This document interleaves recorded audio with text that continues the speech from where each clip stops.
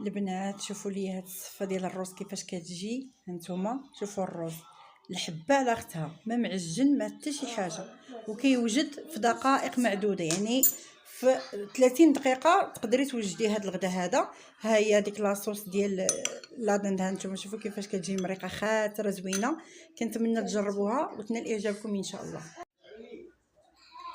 سلام سلام، صباح النور البنات، كي درتو لاباس عليكم؟ كنتمنى تكونوا على خير وبخير. اليوم ان شاء الله غادي نشارك معكم السفه ديال الروز بالزبيب معسل.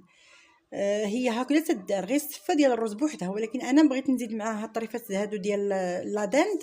هنايا عندي طريفات ديال لادند مقطعين، واحد البصله صغيره مشلضه، شويه د المعدنوس غير واحد معلقه صغيره، وهنا واحد الفص ديال الثوم صافي.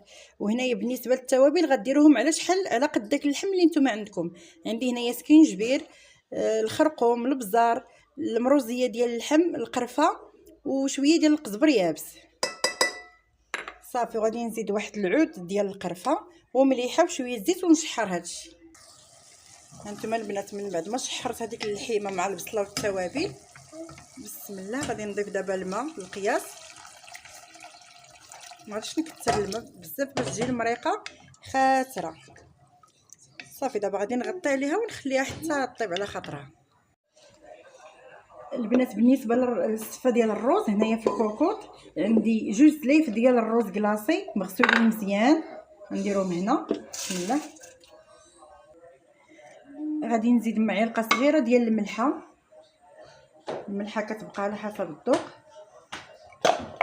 عندي هنايا عود ديال القرفه وحبات ديال باديان وحبات ديال الهيل اللي هي قعقله.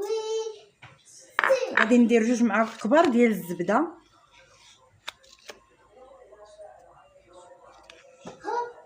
يكونوا عامرين مزيان. وغادي نضيف 4 المعالق كبار ديال السكر سنيده او 5 على حسب الذوق ديالكم.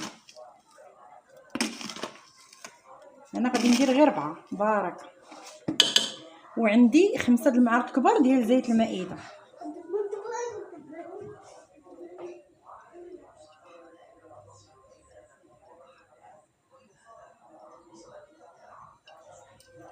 صافي.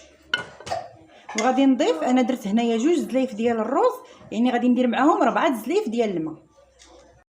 انا وضعت الكوكوط فوق النار، غادي نضيف عليها دابا هذوك 4 زلايف ديال الماء بسم الله. كل زلافه ديال الروز عليها جوج زلايف ديال الماء صافي. البنات دابا ملي بدات يسخن الماء شويه، غادي نخلط هاد المكونات كاملين حتى ينسجموا مع بعض صافي. وغادي نسد الكوكوط ونخليها منين تبدا تصفر. غادي نحسب 15 دقيقه اللي هي ربع ساعه ونطفي عليها. غادي نلقى الروز ديالي طايب واجد. دابا البنات غادي نحضر معكم الزبيب معسل. عندي هنايا كميه ديال الزبيب غسلته مزيان. التوابل عندي هنايا شويه ديال الخرقوم، شويه سكينجبير، شويه قرفه ومليحه. وغادي نزيد واحد العود ديال القرفه صغيور وشويه د الماء ونخليها تبدا تغلي.